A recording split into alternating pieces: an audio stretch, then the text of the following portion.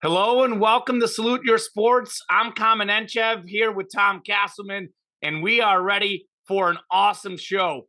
Crazy week one in the NFL, so many close games, dramatic finishes, unfortunate injuries, upsets, yet great teams with big time performances. We'll recap a bunch of that, almost all of it. You name it, week one had it. We'll talk about it.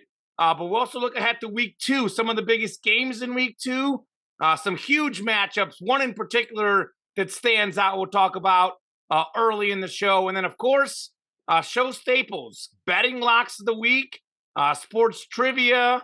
Going to have a very Chiefs-themed show, I'll say that for sure, which is always good. And how about our Bears winning, Tom, as well? Week one could not have gone any better than it did for me personally. I can't wait to talk all about this football. How are you doing today? Doing fantastic. Had an excellent spate of games over this past Sunday. Really felt great getting back into it. We had some really dreary weather here in Chicago, borderline monsoon, but it tapered off nicely. So if you still wanted to get out, like I like to do after all that football, get a little bit of a walk in before settling into Sunday night, which actually turned out to be far more anticlimactic than I think either of us really anticipated.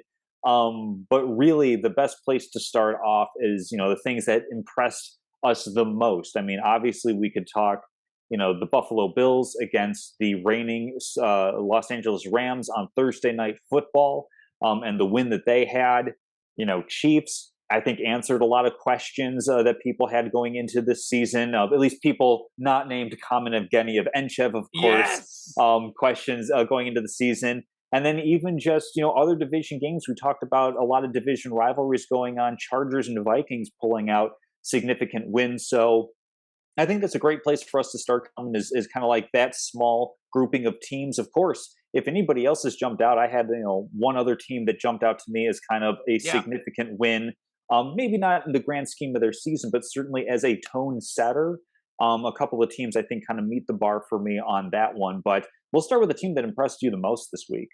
Yeah, I'll kind of run them down like before process of elimination. I think a lot of folks would be most impressed by the Bills, and they're probably number two on my list. I thought they were great. 31-10 win over the defending Super Bowl champ Rams. Easy win.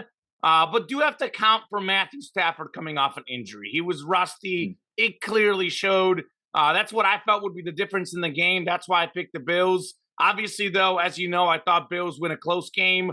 Won by more than any of Mm-hmm. us expected, to be frank. But with that said, though, they still had four turnovers. A little bit sloppy on that side of the ball. So I can't say they were the most impressive team just simply because they turned the ball over four times in that game.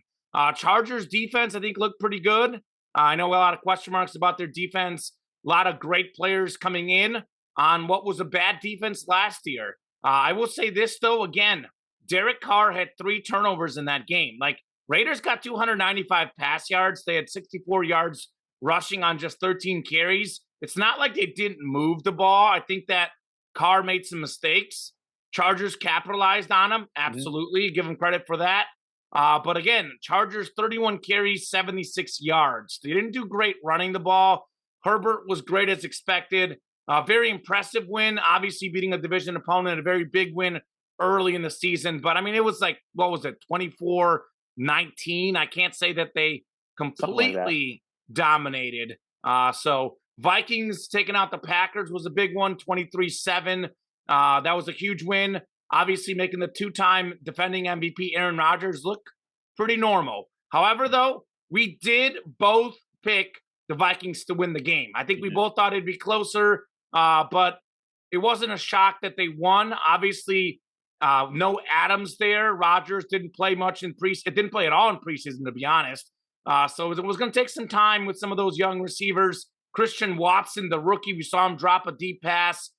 So things will get better for Green Bay. I think Minnesota was great, but I think the timing of week one definitely helped them, the timing. So for me, you probably know where I'm going to go. I think it's an easy question. Chiefs were by far the most impressive team week one. Taking out the Cardinals 44-21 on the road. It was 33-7 after three quarters. Just so you know, like a couple garbage time touchdowns for the Cardinals in that game. And actually, the defense on the Chiefs has a lot of young guys. The defense has some changes as well, and they looked great.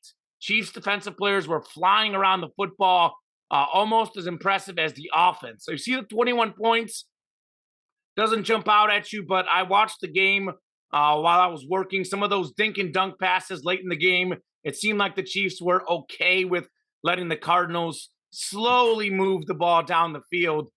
So the defense was much better than the 21 points you see. And Mahomes, without Tyreek Hill, looked like the best quarterback in the NFL, which I think he is. 30 of 39, 5 touchdown passes, no turnovers, no sacks, completed passes to 9 different receivers, made some incredible Mahomes-like plays. And Chiefs' running game was great as well. 128 yards on just 27 carries. Clyde Edwards-Helaire, who was hurt last year, even in the games he did play, he was hurt. He looked great running and catching the ball. And what about this rookie, Isaiah Pacheco? 12 carries for 62 yards. Kansas City and Mahomes as an underdog, talked about this last week, is scary. Bills are the Super Bowl favorites. Josh Allen's the MVP favorite, but let's not forget, Mahomes actually has an MVP, actually has a Super Bowl MVP, beat Josh Allen and the Bills head-to-head in the last 2 playoffs. So Kansas City's like, wait a minute, Buffalo. We are the kings of the AFC, 4 straight AFC championship games. And I think Mahomes made some adjustments the second half of last year. Relative to Mahomes, he had an off year, even though he was statistically a top 3 quarterback last year. But if you look at the back half of the season last year, he was the best player in the NFL the second half of the season. They made adjustments to him in the first half with the deep balls. He made adjustments the second half of the season, and he's made plenty of adjustments without Tyreek Hill. And he's kind of like Michael Jordan and Michael Phelps. He's got that same energy about him. When you doubt him, when he has to play with the chip on his shoulder, he ends up delivering. Like, he got drafted later than he wanted to. He didn't even get the start right away for Alex Smith. Next year, absolutely dominates. Then they lose in the playoffs. He wins the Super Bowl. So he's got a little bit of adversity right now. A lot of folks doubting him. His best is coming out. And I think that the Chiefs were the most impressive team week 1. Just incredible performance from them on all sides of the ball. Even their backup kicker, one of their, I think, secondary guys, did some backup kicking when Harrison Butker went down, and he made some extra points. That was fun. Yeah, Chiefs certainly got off to a really, really impressive start on the season, to be certain. I mean, I think it's also significant. You look at, Chargers going to Charger. It was actually the Raiders who crumbled under pressure this time, and kind of a little of switch of fortunes. Keenan Allen injury is going to be significant for LA, but I mean, Justin Herbert threw passes to guys that aren't necessarily household names. So that's going to be, and then of course their defense, Khalil Mack, I think had 3 sacks on the game. And granted, Raiders offensive line isn't all that great. It's going to be really interesting to see if those individual defensive efforts carry through for Thursday Night Football. That's going to be a big game we're touching on a little bit later in the show. But I think Chargers are pretty impressive in their own right. Vikings as well. A couple of teams that I'm going to shout out as being impressive, and in a little bit of a different way, because Chiefs were impressive in terms of we're a Super Bowl contender. Bills, same thing. We're impressive as a Super Bowl contender. I'm going to shout out a couple of first-time head coaches, Matt Eberflus for the Chicago Bears, Brian Daboll for the New York Giants. Yes. I mean, it sounds like small potatoes, but when you're building from where those 2 franchises currently are, the fact that the Bears were as disciplined and as well coached as they were in as adverse of conditions as they had, with their punter was flagged for using a towel to try to dry off the field, which first off, awesome. how do you expect to dry the field with a beach towel? But the conditions were so porous the entire time, and that the Bears were more disciplined, more conditioned, and were able to pull out a surprise win against a team that, I mean, it's safe to say 49ers are a Super Bowl contending team. I think we have them as like one of the top 3 teams in the NFC. It's question mark right now. It's question mark, right? Well, we'll talk about panic in a little bit. We'll talk about that in a little bit. I'm not going to go that far with the 49ers just because, again, I chalk that up to the rain, but that was impressive. The Giants, Brian Daboll, choosing to go for 2, go for the win as opposed to playing for a tie against the Titans. I think that's a really important culture setter as well. Especially when you look at Saquon Barkley being, for right now, back nice and healthy. I thought the Giants got an impressive win with that one. And you could even say the Texans were a little bit impressive. Certainly a massive talent deficiency against the Colts. The Colts, I think, racked up Bobby. in overtime like 500 something yards on offense. Game ends in a tie. You've got the Colts, who are pretty much the odds on favorite to win that division. Depending on how wide you want to cast the net of Super Bowl contender, you could, No. kind of shoehorn them in there. I'm not No. willing to go that far. No. But certainly it's Absolutely not not. outside the realm of possibility.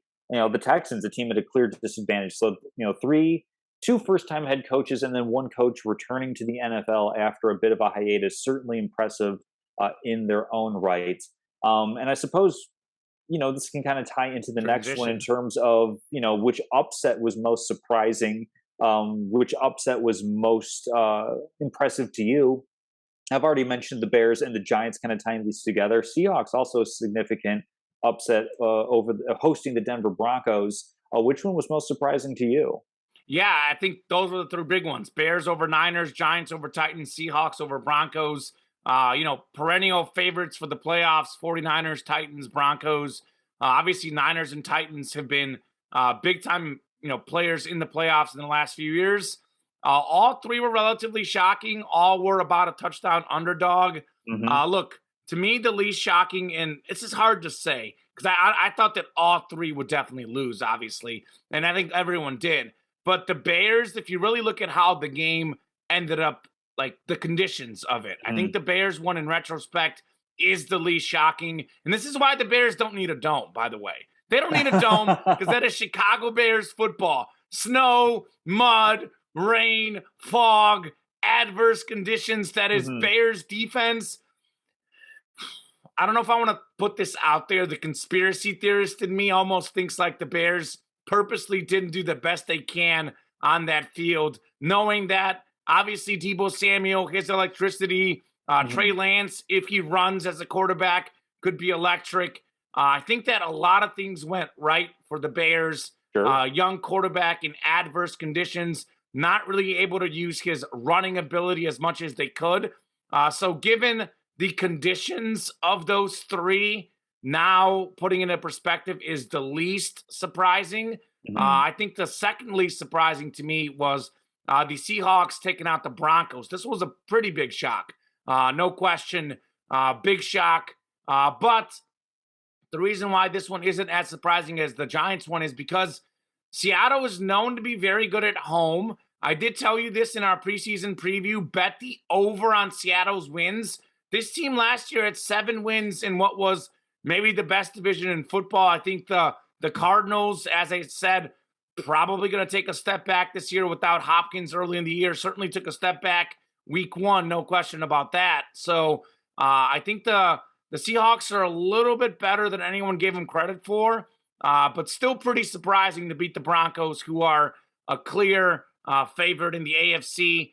Keep this in mind that obviously the Seahawks not trusting Russell Wilson on 4th and 5. I'll get into that later in the show.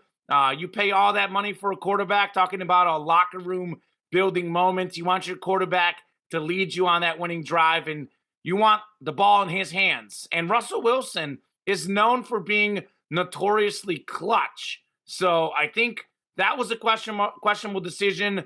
Broncos completely outplayed Seattle. I mean, they outgained them by about 200 yards. They fumbled twice on the 1-yard line, which is crazy. Like they could have had, even if they had 6 points, they settled for field goals there instead of 7 points with the PAT. They would have won the game. So still a pretty surprising result. However, Seattle at home, got to give them credit. Geno Smith looked very good. But the most surprising to me is got to be the Giants game. And maybe it shouldn't be as surprising because Saquon Barkley led the league in rushing week 1, 164 rush yards. If Saquon Barkley is healthy, entirely different New York team. But this game, Tennessee was the 1 seed in the AFC last year. The Giants had 4 wins last year. Seattle had 7. I think the Bears had 6. I think, Tom. Hmm. The Giants had 4 wins. This was like the biggest gap in win total. Like we had, I think Tennessee had 12 wins. I think the most was 13 last year. The Giants had 4, one of the worst records in the league. We are talking about an 8-win difference. It's Hmm. crazy. It was a home game for Tennessee. I'll tell you Chicago and Seattle were at home. Tennessee lost at home, so Giants were the only road team with the new coach going up against a very strong team. That was the most surprising to me, given that it was just an incredible road win. They came from behind, and it makes the NFC East all of a sudden seem a little bit interesting, given Dak's injury, which we'll get Hmm. into a little bit. Eagles very impressive at offense, but I might question the Eagles' defense a little bit week 1. So the NFC East, all of a sudden, we might be looking at like a division where it's like 8-7, like 9. No, what is it now? 9-8. 9-8 could Yep. win the division. It's going to be very interesting. Yeah, I mean, for me, out of those 3 games, Bears least surprising simply because of the environmental factors. Yep. Okay, if we had a run of the mill autumnal day here in Chicago where it's sunshine or overcast or something like that, in that case, then yes, I would be incredibly shocked that the Bears upset the 49ers. But with the conditions being what they were, basically it was just who's going to survive this game, okay, let alone win it. For me, I'm actually going to flip the two. The Giants and Titans is the second most impressive, simply because Saquon being back and healthy makes the Giants obviously a much more talented team. But you mentioned the Titans being the 1 seed last year, and yes, there is that Bill Parcells maxim of you are what your record says you are. Sure. But they also went out in pretty quiet fashion in the playoffs. I think they were a little bit of a fluke, if you can say that about an NFL team last year. I agree. Certainly had a good record, but last year I didn't think that they were that talented. This year I don't think that they're that talented of a team. So for me, I think the bigger talent deficit is between the Denver Broncos, a team that, some folks are getting hyped up and saying they're a quarterback away. They got Russell Wilson, ergo they are Super Bowl contenders. They have Super Bowl expectations. A little bit challenging given the division in which they play, but I understand the logic behind making that sentiment. Sure. Whereas you look at the Seahawks and you say, there are some individual talented players, but they're going to have pretty much the worst quarterback every single week of the season, with Geno Smith or even Drew Lock being quarterback on that team. Just about every single week, they will have the lesser of the 2 QBs playing. And for that reason alone, how can you really expect the Seahawks to be that good? I mean, if you told me heading into Monday Night Football that the Seahawks would put up 0 points in the second half, I would say they have a 0% chance of winning this football game. And yet, through just a little bit of fumbleitis at the goal line, Fumbleitis. tight booty syndrome at the goal line, not being able to convert there, and then Sure. just an absolute our NFL coaches, should they be required to play Madden in the off season just as a preparation for clock management I know, right? heading into the end of the game? Like, I was beside myself with the decisions that Nathaniel Hackett made in his first NFL game. We could talk about Brian Dable, Matt Eberflus. I think it Doing was also great. Kevin He was O'Connell, terrible. and then I don't know if there were any other first time head coaches, but those guys all picked up wins in significant fashion. And he absolutely let this one dribble down his leg. That's why Seahawks are most surprising, is because didn't score at all in the second half and were still able to defeat the Denver Broncos, a team that have a couple of great running backs, a pretty good receiving core, great quarterback, great defense, all these things, great, great, great, and they aren't able to put it away. They're not able to win the football game. So I think Seahawks most significant in that one. Also, most surprising about that was the fact that Russell Wilson got booed returning Yes. to I was Seattle. about to Like, hit on that. I know that he asked for a trade. He kind of forced his way out a little bit, but like I said, previewing this game last week, the reporting that I've seen has been that he and Pete Carroll had been at odds with each other for a little while, and so it made sense for them to go their separate ways. Also, he was the quarterback that helped bring a Super Bowl to Seattle not too long ago. I thought there was going to be a little bit more lauding of his contributions to Seattle. Was a little bit surprised at the boos, but hey, I mean, he's wearing a different shirt, so boo. As you know, as a society, we tend to be a little bit ungrateful. I Sure. certainly think that Seattle's fan base showed that in that game. But I get it. It doesn't necessarily shock me. But Seattle's not really known for winning Super Bowls, and Russell Wilson Got him one, yeah. did win them a Super Bowl. So one more quick point on that game, and I'll get into this more in statement of the week. But I think it's a very interesting game for the Broncos because technically it's an out of conference game, so that doesn't per se affect tiebreakers. But this is Sure. obviously in the setting that they are in that great conference in the AFC.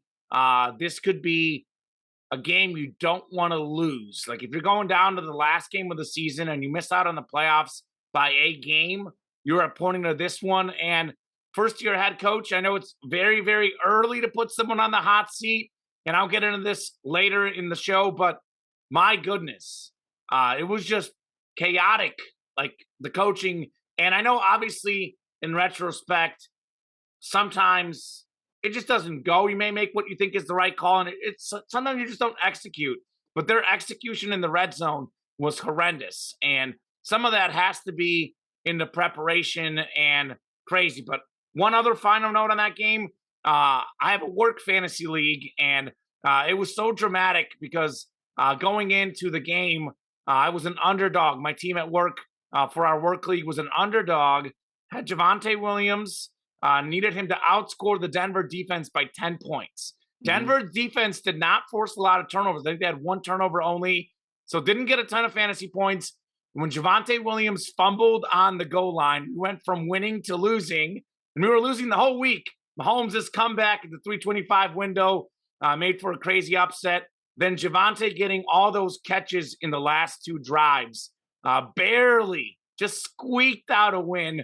Very dramatic Monday Night Football game. Literally, right as I got off the air, it was like the final drive of the game. I needed him to get one more catch to win the league, and he did win the matchup for us. So shout out to Javonte Williams.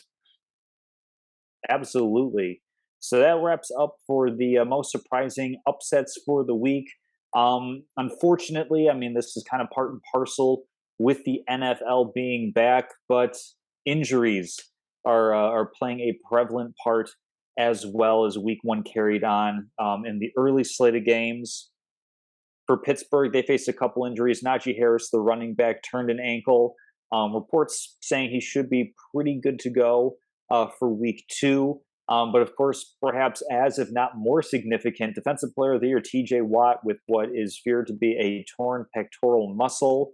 I'm not sure if we have like solidified reporting on this. I think like if they don't do surgery, he could return about halfway through the season, maybe like 6 weeks at That's the what earlier that's end of what the they're time saying frame. now, and I do want to put this Hmm. with like injuries. It's 102 Wednesday, September 14th. Yes. When we're recording. Things could change, but Tom, the latest update, I just looked this up before the Hmm. show. Latest update is that apparently he's not going to require surgery, and they're looking at 6 weeks for Okay. TJ Watt. This obviously give or take a week or two here. You never know with injury recovery, but that Hmm. is the status on him. And Dak Prescott, the latest update is that Jerry Jones now all of a sudden says that he could be back as soon as week 5.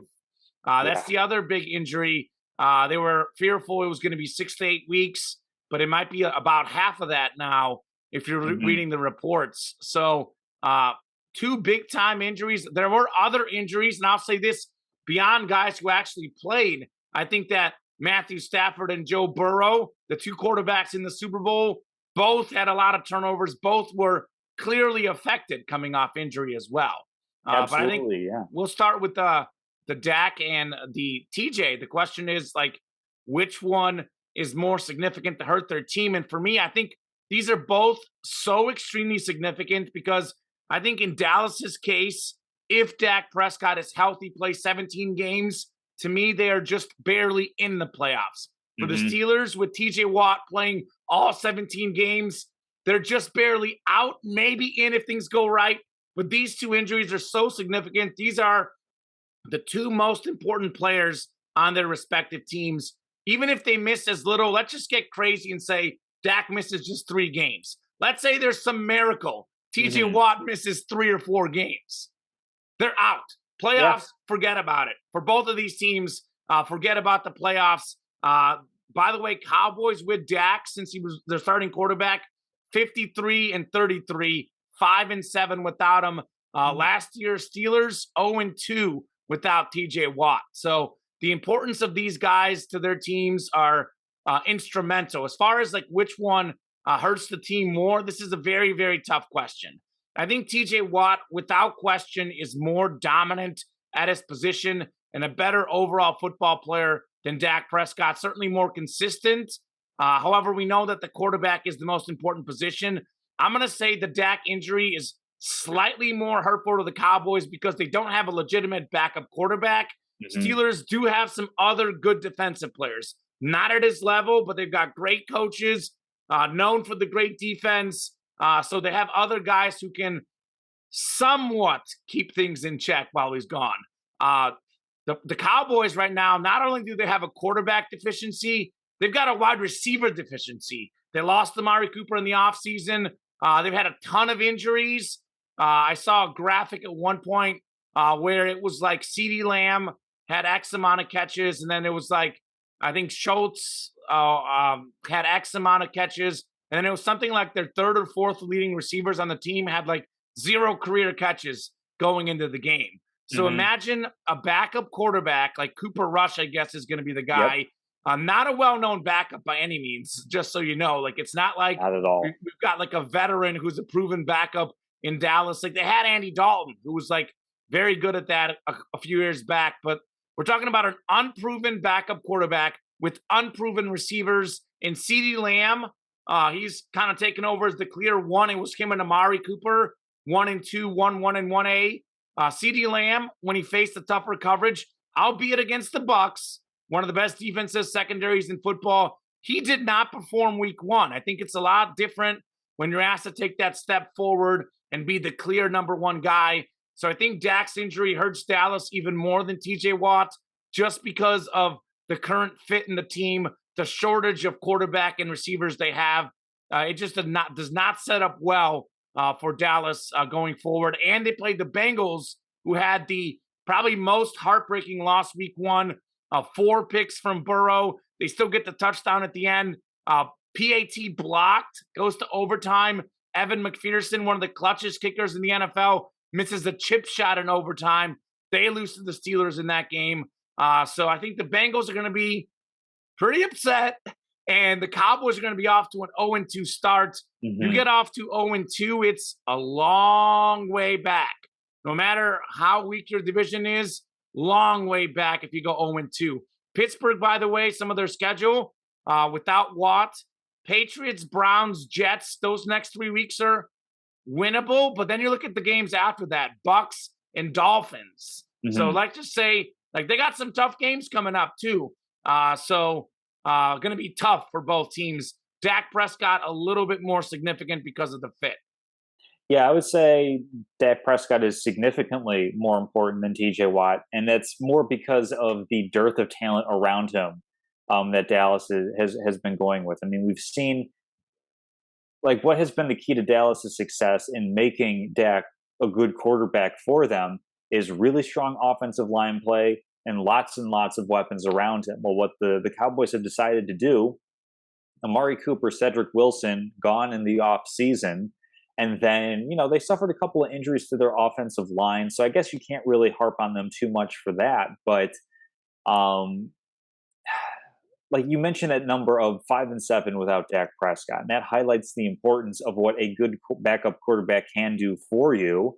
And Jerry Jones and the Cowboys decided to skimp on that this past offseason. I know you mentioned that initial reporting for Dak was about 8 weeks for the thumb injury, 6 to 8 weeks. And then Jerry Jones and the Cowboys are saying, oh, it could be as soon as 4 weeks. To me, what I'm hearing, Wishful thinking. not necessarily wishful Rush him thinking. back. It's we're not that desperate to acquire a backup quarterback. A team saying, "Oh, hey, if Dak is going to be missing half the season, it's X price if you want a quarterback because we know that you're that desperate."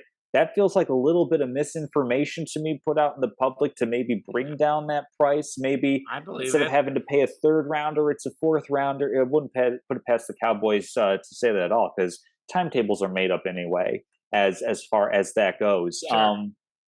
But Dak is definitely more significant simply because we know Tampa Bay has a good defense, but the Cowboys put up 3 points in Sunday Night Football With him playing most of the with game. Dak Prescott playing. You had multiple drops from CD Lamb, and I think we kind of saw like, okay, without Amari Cooper on the other side, without Michael Gallup being healthy, teams are going to be able to shade CD Lamb and put some extra coverage on him and force, like you said, these guys that have few to no NFL catches in their careers, force them to make a play. And we saw last week that they can't do that. And now they don't have somebody to get them the ball.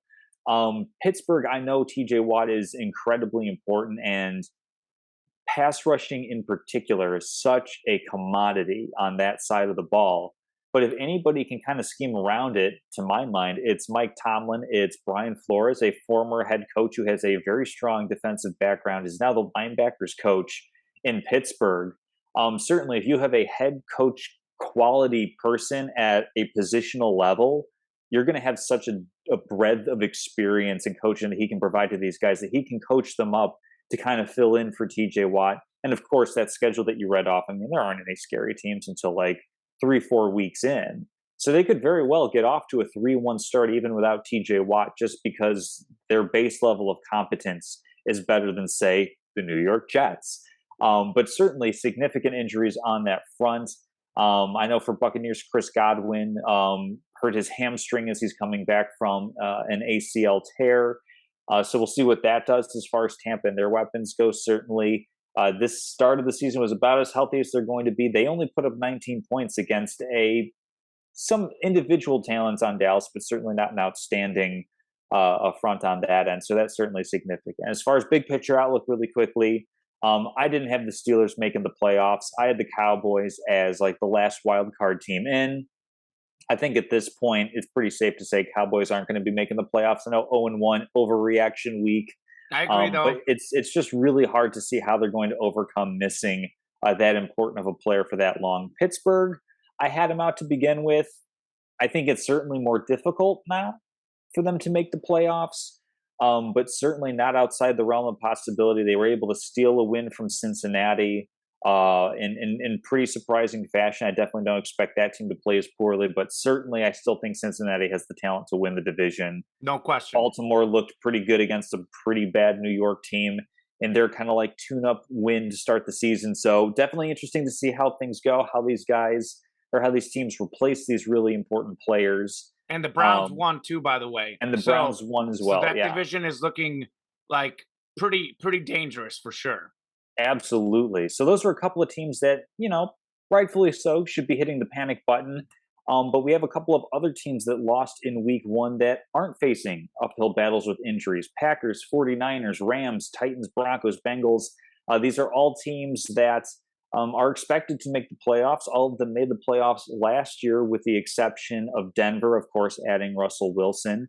So all those teams getting off to a less than ideal start. Who among them, if anybody, because the answer could easily just be nobody needs to hit the panic button yet. But do you think anybody needs to hit the panic button? Do you think that there are any of these teams that kind of might be showing some cracks of season-long issues that might be recurring? Or do you think flukes across the board, some teams were playing other Super Bowl contenders and therefore lost, just had aberrational games, etc.? I might surprise you here a little bit. It's overreaction. Monday morning quarterback, as they say, Wednesday afternoon here. I'm going to go over the ones that I think it was a fluke, but I think there's quite a bit of these teams that should legitimately be hitting panic. That's not the way they should obviously portray it. But if I'm a fan or a player or a coach on that team, and if I'm being honest with myself, I would be concerned. So the one team that definitely should not be concerned is the LA Rams. They're the defending Super Bowl champions. They just played one of the best teams in the NFL, the Buffalo Bills. Matthew Stafford coming off an injury. Obviously, understandable that he turned the ball over, didn't play great. 49ers lost, as we saw. I think The Cardinals look like a mess. I think the Rams are hands down the favorites to win the NFC West. They'll win the West. They'll be a Super Bowl contender. Not worried about the Rams. No need to panic. Just a quarterback being rusty coming off injury. The Bengals, similar situation. I think appendix for Joe Burrow, 4 interceptions, and they still almost won the game. Should have won the game if one of the clutchest kickers doesn't miss a chip shot, doesn't get on a PAT blocked. I can tell you this, McPherson will not miss 2 kicks in the same game the rest of the year. Joe Burrow will not throw 4 interceptions the rest of the year. The Bengals will be just fine. The other 4 teams, though, Tom, I would say they all got to hit the panic button a little bit. I really think they need to. Starting with Tennessee. Tennessee losing 13. They were up 13-0 against the Giants. 13-0 at home against a not-so-good football team. The fact that you lose that game is tough. I think it's a problem. Derrick Henry, again, he's getting back to shape. He didn't look great.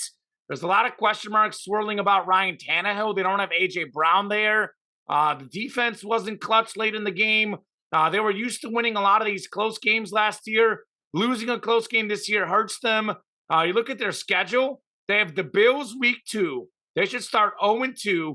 Then they have the Raiders week 3. They could start 0-3. That's a tough schedule. This is a game they really have to take. The one good thing about Tennessee is that they are in probably the worst division in football. I think that Tennessee and Indianapolis are going to battle it out to the end. It's going to be very close, but I'd be concerned. I don't think they'll get the number 1 seed in the AFC, and I think these guys have no chance in the playoffs. If they can somehow get in the playoffs, I see a one and done for Tennessee. Just tough schedule coming up. Bills, by the way, who they beat last year, they're going to be determined. I think Tennessee is in trouble. I really do. I think I would hit the panic button in Tennessee. Green Bay, this is the one that I'm in the middle. I can't decide because last year they did so bad week 1, and they did end up doing pretty good minus the playoffs. So is this more of the same case as last year where Aaron Rodgers needs a game to get going? Or is this the legitimate concern of, look, there's no Devontae Adams on this team. These young receivers were, to be frank, dreadful. So I'm somewhere in the middle. I mean, obviously, I think that they're going to put up more than 7 points the rest of the season, but it's a pretty tough look for Green Bay. We saw a lot of these struggles in camp and in preseason. So I'm sort of on the fence. I keep going back and forth at the division and a playoff spot for them because I think they're a 50-50 team right now, whether it's a division win or a wild card spot. And I think you look at the last few years, feels like we could pencil in NFC North, Green Bay Packers, division champs. I don't think we can do that this year. And because of that, I got to say Green Bay's got to panic a little bit. Got to hit that panic button. There's a lot of question marks about Green Bay. 49ers, to be honest, Tom, I've actually talked them up quite a bit. I'm going to say they have some major need for concern because part of, you say this all the time on this show, Tom, and I think this is what we saw with Geno Smith and Drew Lock. Even though Drew Lock might have more upside and talent, as you like to say, the players in the locker room know who's the better player. A locker room divided is not good. Locker room divided is not good. Trey Lance, again, we'll see. He deserves a few weeks. But if Trey Lance continues to struggle, they could be in major trouble because then it's an organizational issue. Like, you are ready to go away from Jimmy G. You drafted this guy so early in the draft with so little experience. And then if you've got X amount of players wanting Jimmy, X amount of players wanting Trey Lance, it could create a lot of chaos in the locker room. By the way, talking about schedule, they play Seattle week 2, which on paper should be a win. Seahawks last year beat them both times. Seattle has San Francisco's number week 3 and 4, Broncos, Rams. So even if they beat Seattle, we could be looking at a 1-3 start, potentially for San Francisco, like Tennessee with a tough schedule. Week 1, a game they needed to have. Just a dreadful performance from Trey Lance. The weather was a big part of it. We'll see how much it matters. But if I've got a backup quarterback who's taking me to the Super Bowl and my young quarterback struggles in week 1 and then he struggles again in week 2, 3, and 4, you have a quarterback competition, and that in itself is a lot of issues. Broncos, I'm not hitting the panic button yet. The only reason to hit the panic button would be because they're in the AFC West. However, they outgained Seattle 433 to 253, fumbling twice on the 1-yard line. They were stopped, I think, on another 4th down play. I don't think that's going to happen again. So I think Denver's got a good team. They should be okay. Obviously, the only concern is that they lost the game they should have won when they play in the tough division. So San Francisco, Green Bay, Tennessee, panic, panic, panic. Denver, Cincinnati, and Rams, they're just fine. Yeah, so it's kind of interesting that we're going to be going so many different ways on this one. So as far as the playoff teams, panic button, etc. I mean, Bengals to me is a one-off aberration in terms Agreed. of Joe Burrow's not going to have 5 turnovers in another game this year, 4 interceptions, 1 fumble. It just looked like Lyle Collins and everybody else on that offensive line were just abused all game long. Yeah. And really, Bengals should have won that game. I think it was something where they didn't challenge on what could have been a Jamar Chase touchdown that after review it would have been. So that's a win right there. Yikes. PAT blocked. And then they had a little bit of an issue with that missed field goal with McPherson where the snap was a little high because I think they lost their long snapper or something like that to injury. Punter got the ball down with the laces facing the kicker. You want to have that smooth side of the football with the laces. That's why it shanked off to the side. So Bengals one off. I think they'll be just fine from a talent perspective because you take away that pick 6, for example, it's not 2020 heading into, Steelers only put up 13 points on offense. Yep. Basically in regulation time.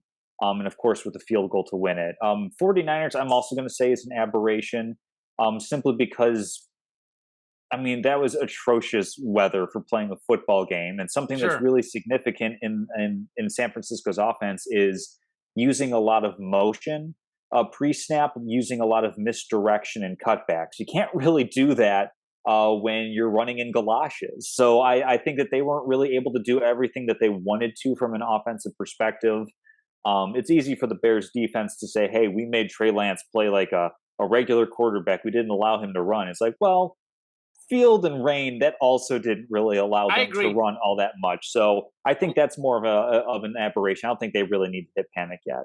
Real quick point. Elijah Mitchell got hurt too, and he's going to be out for a while, the running back. So that's another reason to be concerned because the whole point was let's make Debo and more to a receiver, not a running back. And now I don't know what their options. That's an injury concern that we didn't mention. He was a talented young rookie last year.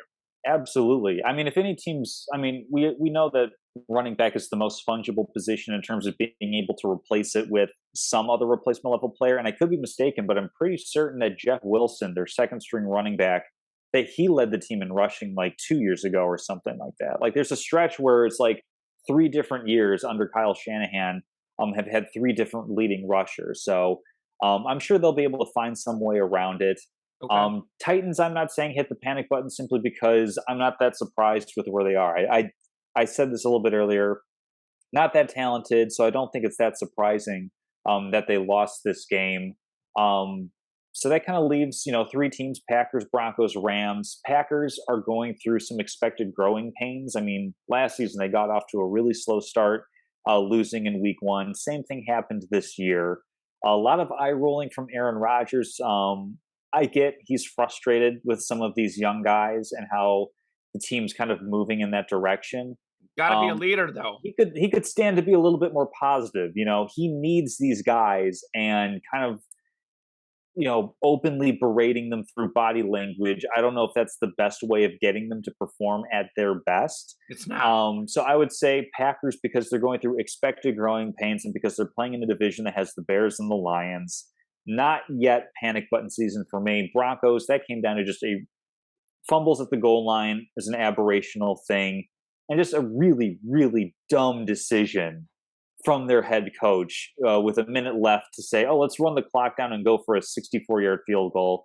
So if they're hitting the panic button in Denver, it's because our coach isn't idiot. So that leaves for me the LA Rams is the team that should be hitting the panic button. I know Really? in the offseason, Stafford had an elbow procedure done. But when you look at how the game went, the Bills played really well, turned the ball over 4 times, like you said, and the Rams still played incredibly, incredibly poorly. Cam Akers, nowhere to be found. Allen Robinson, nowhere to be MIA. found. I felt that pretty acutely in a couple of different fantasy football leagues this week, let me Ouch. tell you. Ouch. So basically it's Matthew Stafford and Cooper Cup, and for like a quarter, that can win you a Super Bowl if you're close enough in the fourth quarter. You can't expect that for a 17 game season. You need other guys to step up. You need Matthew Stafford to integrate other guys. So I think, for the Rams, I think that's a little bit of a panic button play. If they're not able to make the adjustments and incorporate these other guys into the offense, it's going to be too one-trick pony, and defenses are going to be able to find a way to limit what Cooper Cup can do. And it really feels like if it's not the Cooper Cup show, what else are the Rams really showing you on offense? They don't have multiple options the way Buffalo or Kansas City or Cincinnati do, in terms of you can go Jamar Chase, T. Higgins, Tyler Boyd. Buffalo, you can go Stephon Diggs, Gabriel Davis, Dawson Knox. You can obviously we can list out all the targets in Kansas City. Sure. You need to have somebody step up behind Cooper Cup. I think Allen Robinson is not yet. He still has a lot of talent left. He needs to find a way to fit in though, and the Rams need to find a way to integrate him. So that's the one team I'm saying hits the panic button. Other teams, it's either aberration or a little bit of growing pains that we kind of expected for them to be there heading in. I'll go counterpoint. I got to disagree with this one just because I think that, by the way, Cooper Cup, one trick pony, that has worked so well for them. There were so many stretches in the playoffs. He set all sorts of postseason records and helped them win a Super Bowl. I actually think that can, in many ways, work, to be honest. But I think that you mentioned Allen Robinson, and we'll see what happens with Allen Robinson. Is he over the hill, or was it the Bears system? This was week 1 for Allen Robinson. I can tell you this. I'm not saying he's going to be an all-pro receiver like he was, in Jacksonville at least. Mm-hmm. But I do think that he's not going to get, was it 2 fantasy points he got for you? Something like that. It depends on what scoring you're using. It's either 2.2 or 1.7 so if it's full to half PPR. And you still had the highest scoring fantasy league in our league. Did you have him in our league, or was that another Not league? In our league, thankfully. Okay. No, but I think my girlfriend might have had him, and that's why she was complaining about her totals week 1. But I'll tell you this. He's going to get more than 2 fantasy points. I think it's week 1. He is expected to be your number 2 receiver. Week 1 in the system, playing with the quarterback who didn't participate much in camp, didn't play it at all in preseason. I think that you got to take that into consideration. Also, the Rams defense is very, very good. They actually underachieved a little bit last year. They did show up in the playoffs when they had to. I know Von Miller is gone, but they still have Aaron Donald. They still got Jalen Ramsey, who played one of the worst games he's ever played week 1. Talk about an aberration. Jalen Ramsey will not be that bad again. He's actually done very good against Diggs in years past. I think he's going to show up much more than he did week 1. I think there's a lot of talent to be had on both sides of the ball. Rams last year, Odell Beckham didn't get there till the back half of the season. For much of the season, Cooper Kupp was the clear-cut number 1, and they were still one of the best offenses in football. So I think a lot of this goes down to rust with Stafford and playing the Bills. I just think they're the best team of all these teams we listed. I would not hit the panic button. Interested to see, though, and to your 49ers point, how much of it was it the weather, which I acknowledge could be a big part of it. But how much was it the weather? We'll see in the coming weeks. But I have a gut feeling that by week 4 or 5, if not sooner, we will have a quarterback competition in San Francisco. It's going to be a team divided, a city divided, and that is not going to bode well for San Francisco. Absolutely. Well, that wraps it for the week 1 recap. Pretty briefly, we're going to jump through a couple of different games heading up for week 2 in the NFL. Obviously, Thursday Night Football on Amazon Prime. Not sure how I'm going to be watching that because I don't think I have a subscription, but I some do. way I'll have to find a way to listen to Al Michaels on the new, I think he's with Kirk Herbstreit, I want to say. Ooh, But that's we've got interesting. Chiefs hosting the Chargers. We also have Ravens and Dolphins, something that you and I talked about last week in terms of that's going to be important for a wild card race, as well as an NFC showdown on Monday night, Vikings and Eagles. So we'll start probably with the biggest one because it's a significant divisional matchup. Both teams 1-0, looking to kind of seize early control of the AFC West. Split last year, one win each, both winning on the road. So, I mean, I think we know where we're going with this one. But do Chargers win in Arrowhead Stadium for the second year in a row, or do you have Andy Reid and the Chargers, or well, Andy Reid The and the Chiefs. Chiefs? Taking this one on Thursday Night Football and kind of establishing a firm lead on the West. Well, you know where I'm going. I'm not sure if I know where you're going, but I'm definitely going the Chiefs, obviously. One thing to mention just real quickly off the bat, Keenan Allen Mm-hmm. likely out for the game, even if he does play. How hurt, how healthy is he? Again, 1:30 September 14th. I looked this up right before the show. Still status says likely out. I don't think it's been 100% confirmed, but he's the number one receiver for the Chargers, and that could obviously hurt them a lot against the Chiefs defense that looked pretty good. But I think even if Keenan Allen is healthy, I still think the Chiefs have a little bit better of a team on both sides of the ball, Mm-hmm. offense and defense. Mahomes, like I mentioned earlier, making adjustments to the NFL. The second half of last year was amazing. He's been the best player in the NFL the last few years because he had, for his standards, an off season, only going to be more inspired. Hit 9 different receivers week 1, 30 of 39, 360 pass yards, 5 touchdowns, no sacks, no turnovers. He even set like a record that we'll get into in sports trivia. Run game had 128 yards as well. Defense was great the first 3 quarters. They allowed 7 points the first 3 quarters. It was garbage time touchdowns for the Cardinals late in the game. So I actually really was encouraged by Clyde Edwards-Helaire. He looked really good, both running and catching the ball. They didn't have him healthy last year. That's going to help them a lot. So yes, Chargers were great week 1. Huge win over the Raiders. I'll still say this. They allowed 295 pass yards. They were fortunate to get turnovers. They also will not get 3 picks from Mahomes. They got 3 from Carr. Mahomes is not handing out gifts on Thursday night. So I really like the Chiefs in this game. I actually even like them to cover 4 points. That one is obviously more up in the air, but I think Kansas City has a great stretch of winning home openers. They're going to win another home opener. Andy Reid, Patrick Mahomes get the job done. Chiefs win, taking a hold of the AFC West in this brutal schedule Kansas City has off the top of the season. All of a sudden, 2-0. Things are looking up in Kansas City. Like I said before the season, I know I'm probably getting a little bit too excited. I know I am, Tom. I know it's week 1 overreaction.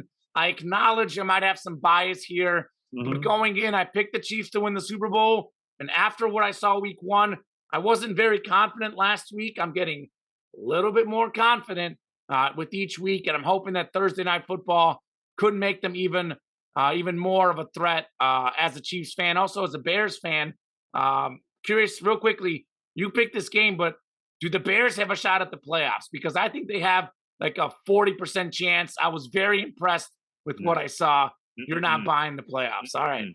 That's fair. Not buying the playoffs, no. I'm buying that they took advantage of a really tough situation at home, but from a roster talent perspective, I am not digging the Bears. Hopefully I'm wrong, but as of right now, certainly makes Sunday Night Football really, really interesting to watch between the Packers and the Bears. I'm going with Chiefs on this one as well. As you mentioned, Keenan Allen is pretty much going to be out for the game on the short week.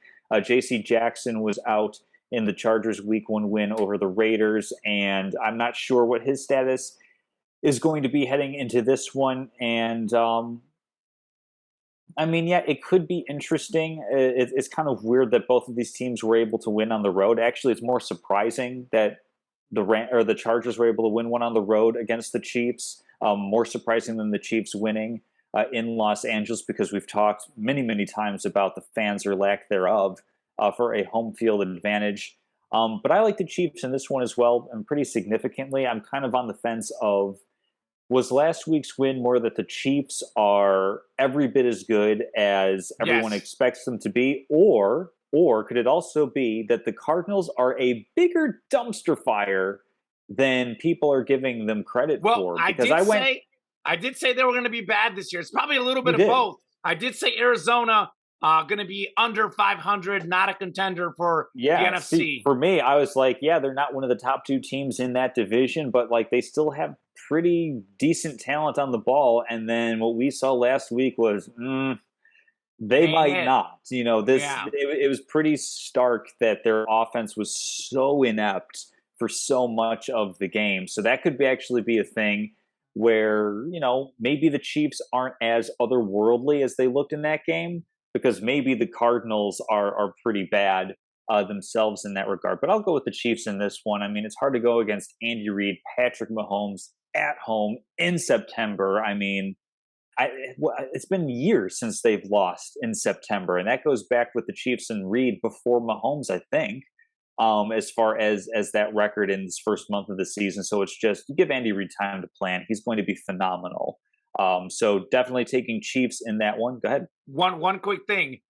I know you're saying at home, you're saying all this. Mm-hmm. Are you by any chance rethinking your AFC West prediction? Because you had the Chiefs getting second in the division. Are you rethinking that, or are you still thinking Chargers are going to get first? Too early to rethink that one. I mean, I certainly would be much more of a coin flip if Chargers are coming into this one fully healthy, but Keenan Allen is so important to what they do. I think it's difficult to overcome that on a short week. Sure. So I'm not willing to go that far. I would certainly be, probably like being a little bit antagonistic here. If it's a fully healthy Chargers team, I might even say, hey, go ahead and take them on a coin flip to win on the road. But given how far they're behind talent wise, I'm going to take Chiefs on this one. But I would definitely take Chargers at home later on in the season as a really important game. We'll revisit this question next week and in the weeks to come for sure. We probably will be revisiting that one to be certain. As far as a couple of teams that I don't think we had either of them winning the division, but Ravens and Dolphins facing off in what can potentially be a really significant matchup for playoff.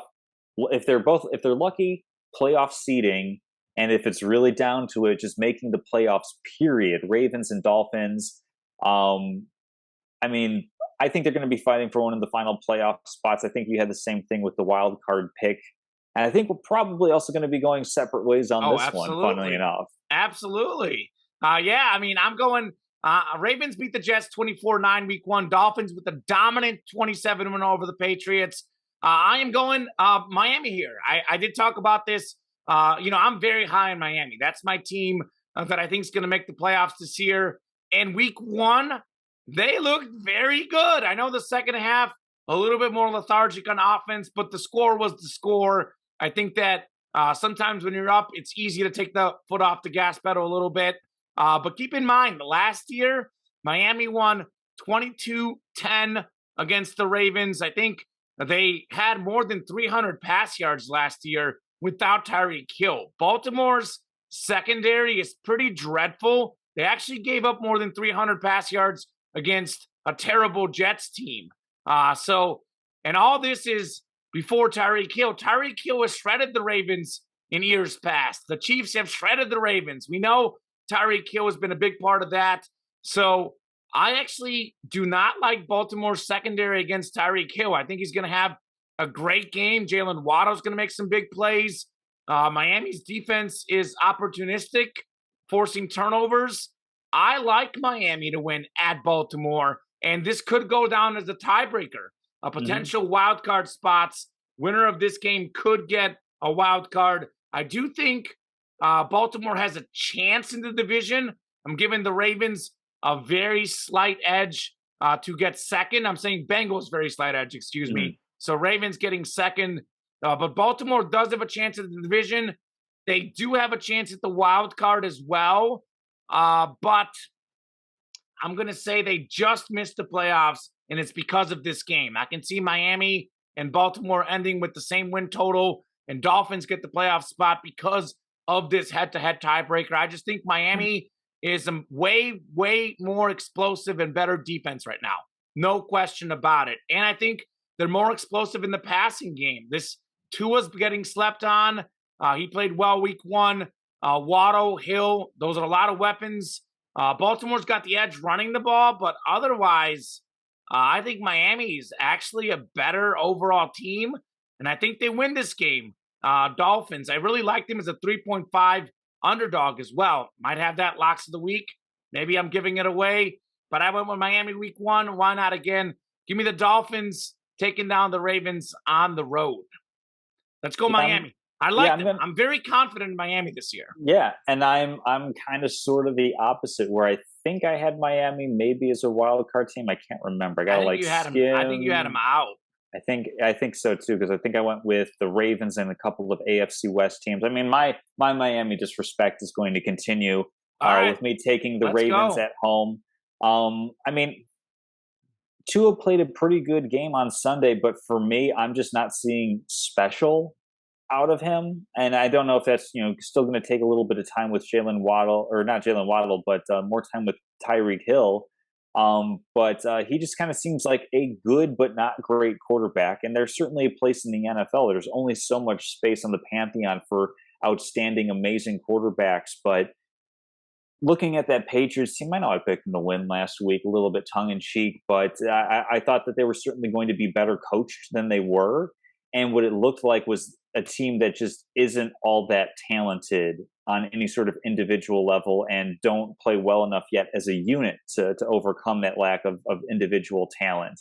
I think Baltimore's defense is better than the Patriots' defense, and the Dolphins only put up 13 points on them. I mean, one touchdown was a fumble recovery for a touchdown. So Miami didn't even really put up all that impressive of an offensive performance against the New England Patriots. They didn't have to, though. That's what I'm saying. Score. Sometimes it's different when you're up so much early. But that's fair. But still, Baltimore's defense, though, is really bad, Tom. Look at the stats at their secondary last year. That is not the Ravens' defense last year. They're much like, I know Kyle Fuller tore his ACL, unfortunately, week one, but they have so many other guys back, like Marlon Humphrey's back and healthy. Like, I think they're a more talented team simply because they're more available. They're more healthy this season. I still think it's not the same defense we're used to seeing, but we'll see. That's true. No, it certainly isn't the same as before. I think they'll be good enough to get the job done. Mike McDaniel, congrats on the first win. That was one of the guys that I forgot to mention earlier as a first-time head coach with a win. I just trust John Harbaugh more at this point.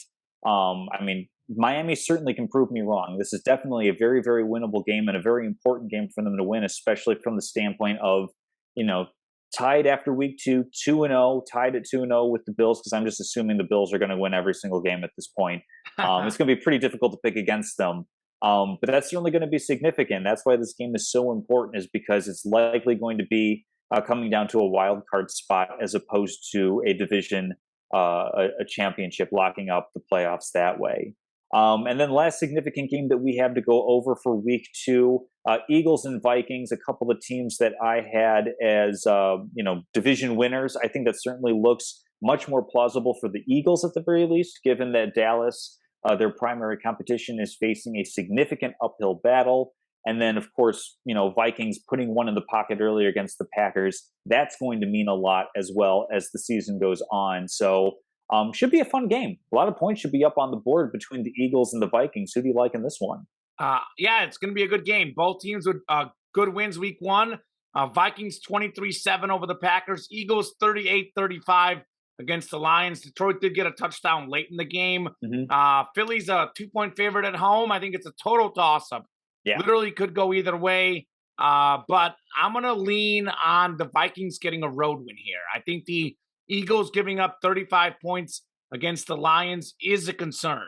That is a lot of points to give up against a team that is not great offensively. You give up 35 points against the Lions, good luck against Justin Jefferson. That's all I'm saying. He's going to shred Philly's secondary, much like he did the Green Bay secondary. And as good as A.J. Brown is, I know Devontae Smith's going to show up. He took a nap week 1, maybe hibernated the whole week, whatever he was doing. But A.J. Brown is not going to get 10 catches and 155 yards in this game. Minnesota's just a little bit better. I think Philly is favored because they're at home, but I think I've noticed a trend. Road teams in the NFL are doing better overall lately. I think the home field advantage doesn't mean quite as much as it's meant in the past. I do think that Minnesota just has a better team than Philly. Going to be a toss-up. Not very confident in it, but give me the Vikings on the road.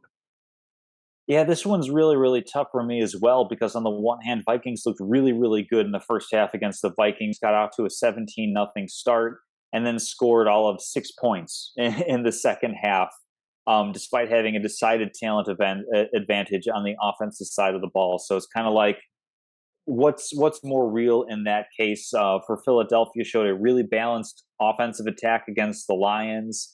Not to mention this Vikings game would have been a lot closer if Christian Watson on the opening drive makes the catch, brings in a wide open pass that would have been a touchdown for Green Bay. I would have lost in fantasy if that happened. So he helped me win my fantasy match. If I played Rodgers, I would have lost in fantasy if that's a touchdown. So shout out to Christian Watson for helping me win fantasy by not catching a pass. Absolutely. But how does that change the course of the game if instead of, Vikings scoring first, I think 9 minutes into the first quarter, or maybe it was the other way around, 6 minutes in at the 9-minute mark.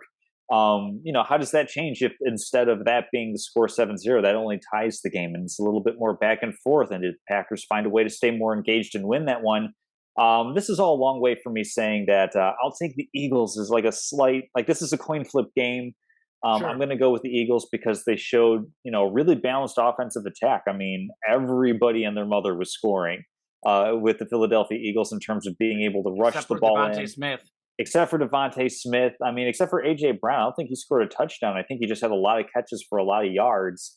And yes, Minnesota's defense has good metrics, but again, that changes a lot with a touchdown reception. They go from being one of the best defensive units in week 1 to kind of being middle of the pack. So how is that going to be playing out in this week 2 matchup? I'll take the Eagles as a slight advantage for being at home. If we were to flip where this game's played, I'm absolutely taking Minnesota at home. It basically comes down to that. Certainly not going to be surprised with either team winning. One thing that I would be surprised with, and this kind of ties into our locks of the week, is going to be if it's a low-scoring game. That's the only thing that would surprise me, quite frankly, with this one. But yeah, I'll take Eagles at home. All right, college football.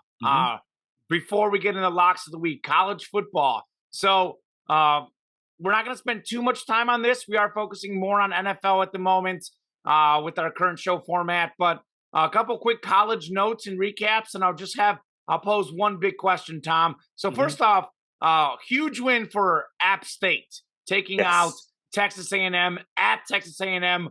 Just a monstrous win, and I would say this is almost pretty much eliminates A&M out of the college football playoff contention.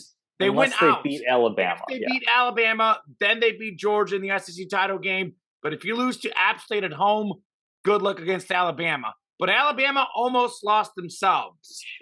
So Georgia, they could have lost. I agree. Georgia didn't play anyone of note, but Georgia does hop Alabama in the rankings right now.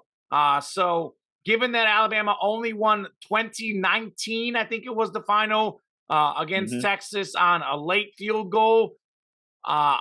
It's so early in the season, so early. But in your mind, and maybe this is easy for you because I think you already had Georgia ahead of them, but is Georgia the clear number 1, or is this an example of Alabama? Because Alabama has one of these games every year.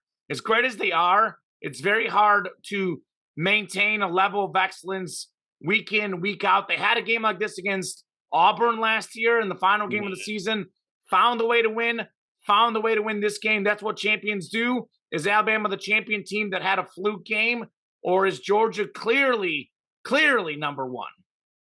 Yeah, for me, I'm going to say Georgia's pretty clearly number 1. I mean, I was a little bit on what you might call bitter Twitter, but I saw a post where it was something like there were 17 calls that either were missed in Alabama's favor or called in Alabama's favor in this game against Texas. And again, I work on Saturdays. I wasn't watching the game. I have I did watch the no game. real idea Yeah, of the veracity of that statement. So maybe you can comment a little bit on how the officiating felt in that game. But certainly, like, I picked Texas to win the Big 12 this year. Like, I think that they're a pretty talented squad. Um, I thought that they were talented enough to cover 20 against Alabama. I didn't know that they were talented enough to perhaps win against sure, Alabama, to have that opportunity in this game, and that's certainly significant. I mean, even if Texas, if, let's say they go on, they win the Big 12 and everything, and this is one of those quote unquote good losses for Alabama, it's still a situation that they really shouldn't be in, especially this early in the season with this much time to prepare. I mean, they basically had a bye week cupcake game in week one. sure. So they should have been focused on Texas and how to dismantle them.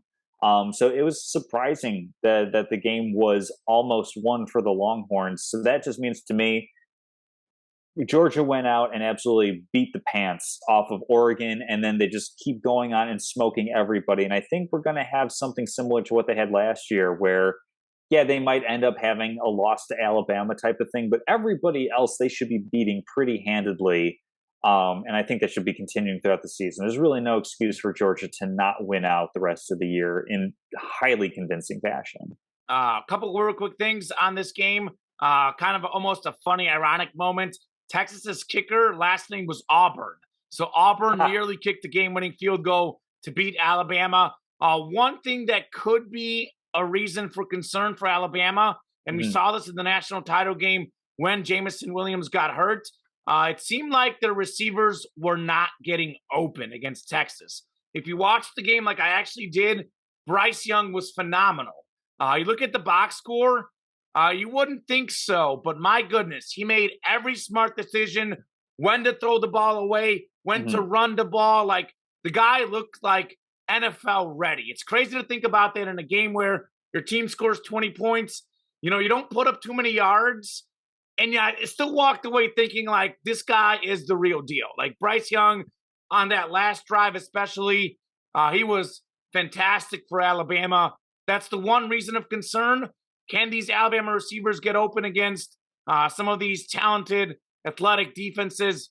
We'll see. My gut feeling says that it was one of those games where Alabama just didn't have it. Interesting that Texas's coach, Steve Sarkisian, said that I'm looking ahead to the Big 12. I'm not too focused on this game type deal. Turns out that maybe that was a little mind game right there for Sure. Sark. But I'm leaning on the side that it's too early to tell. I don't think Georgia is a clear number one. I think Alabama might be one. Georgia might be one. I don't know yet. Have to see more games. But Alabama has one of these games every year. And the beauty about their team is that more than half the time when they have a game like this, they win the game. And they did win the game at the end. That was important for the Tide.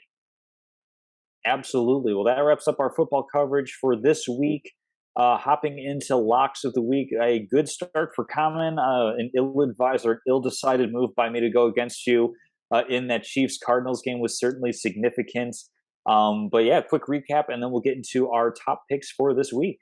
Yeah, I'll just say this: it feels good to be ahead of you, Tom. We tied year one of locks of the Yep. week. We tied year two. Drew, actually, who's a former co-host on the show, got off to a good start. But as far as me and you, I was used to being behind you in the standings. So I'll say this: it feels good to be in front. I was 2-1. Chiefs -6 against the Cardinals, winning that one easily. Chiefs winning 44-21. I had Raiders plus 3.5 at the Chargers. If the Raiders had gotten that 2-point conversion, I would have covered 24-19. They missed the 2-point conversion. Dolphins -3.5 over the Patriots. Correct. Easy. Dolphins winning 27. So I had two easy locks.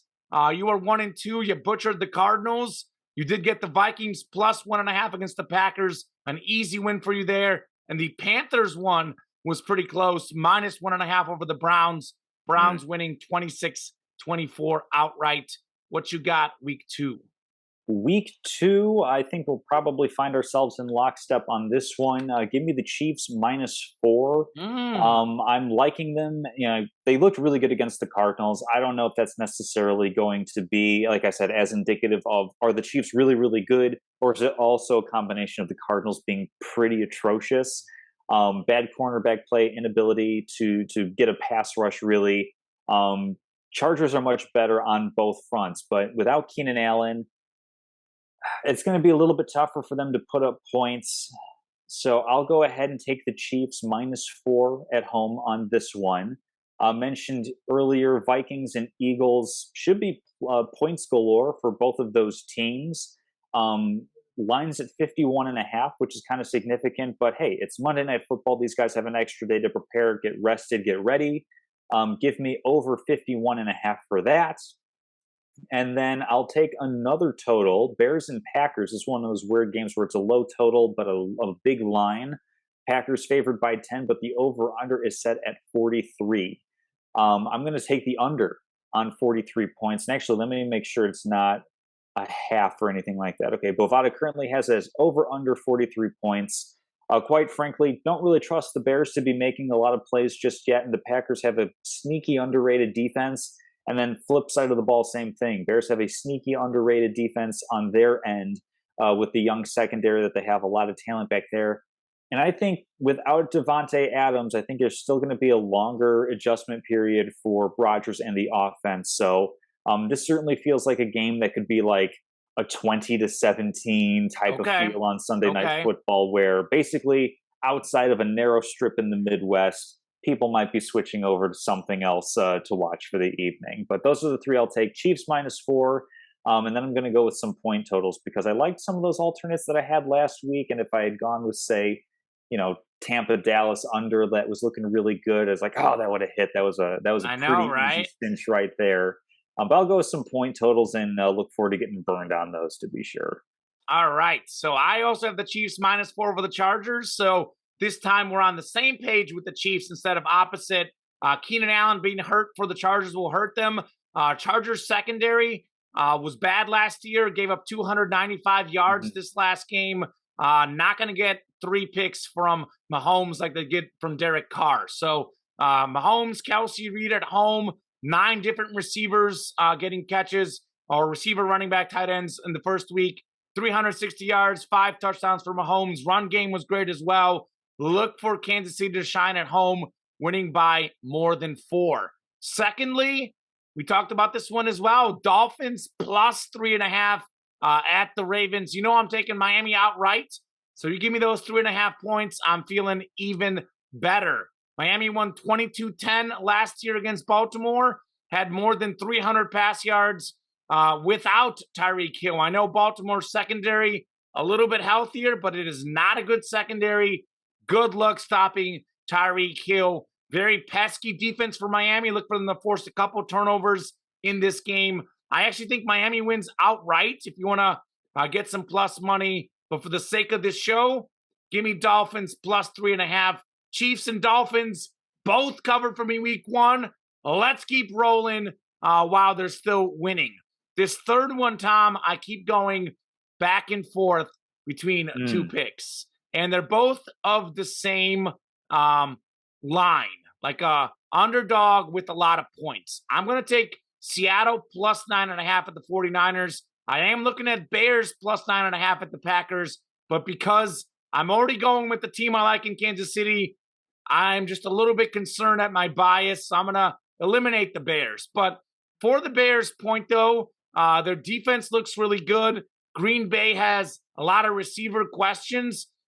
Green Bay's going to win the game at Lambeau, at home. But I do think the Bears cover that game. But I'm going to take that one out because I'm a little bit more confident in Seattle +9.5 at the 49ers. Seahawks last year beat the 49ers both times. Matchups matter. For some reason, Mhm. Seattle matches up well against 49ers. Again, I'm not saying they're going to win the game outright. I do think San Francisco gets a win, a game they need to win. But Seattle has a very good defense, some talented receivers. I think they can keep this into a single-digit game.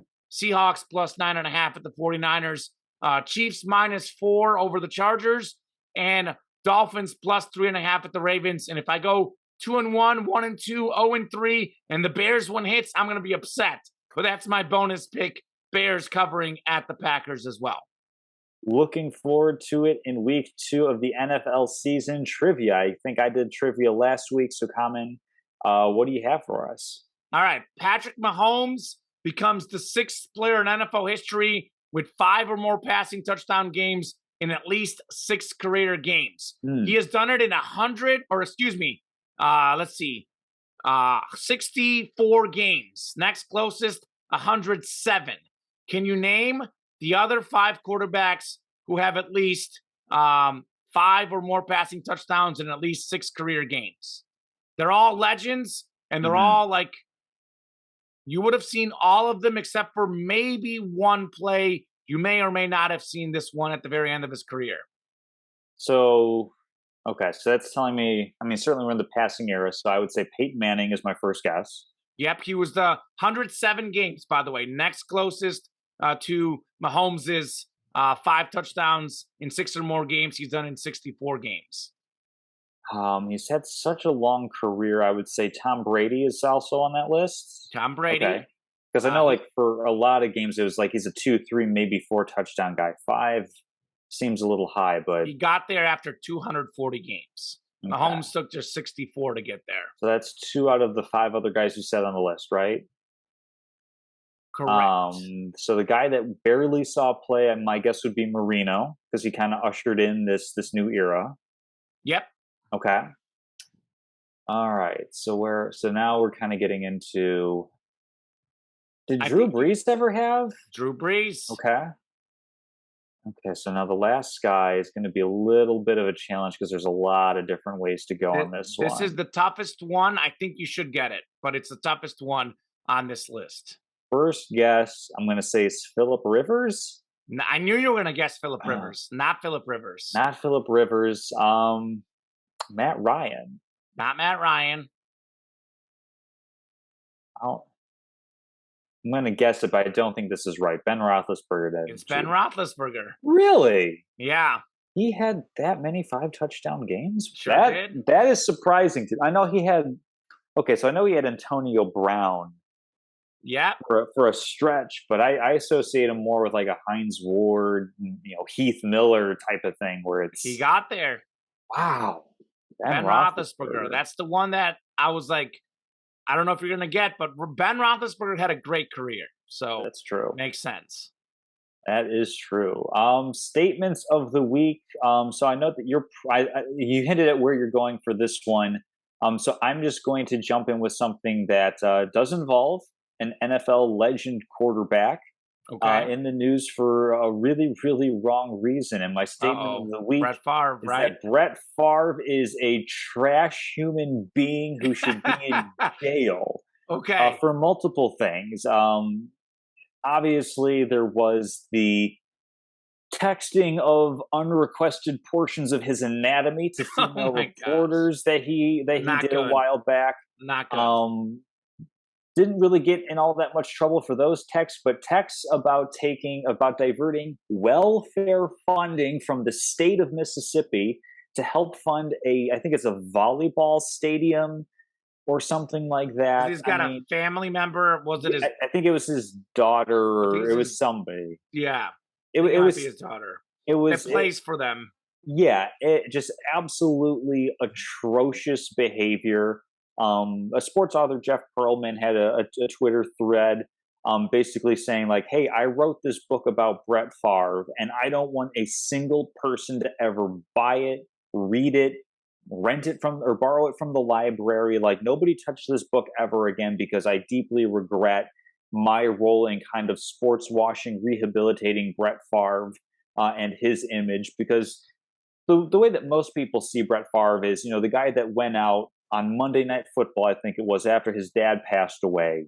Yep. And put up an absolutely great game against the Vikings. They think about like the passion, like one of the early gunslingers of the NFL, or at least this newer era of the NFL. Sure. And we look at that and there's a certain charm to it on the field, but then you look at now several patterns of behavior that actually shed light on who this man is, and that he's a unique ability to throw a football away from being just an absolute, ignominious person who's known solely for just doing atrocious things to people. Just shameful behavior on his part. I think obviously the legal system is going to have its role in everything and playing out over a period of time. This is not a story that's going to be going away.